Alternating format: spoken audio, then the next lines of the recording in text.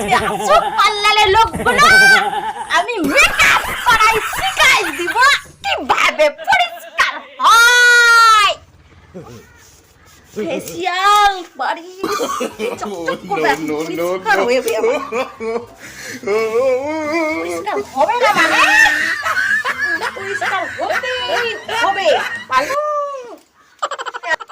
বৌমা দেখো তো আমার মেকআপটা কেমন হয়েছে, আমাকে দেখতে কেমন লাগে দেখো না বৌমা।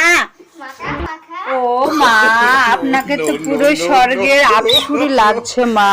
কি বলবো, বলে বুঝাতে পারবো না, এত সুন্দর লাগছে দেখতে।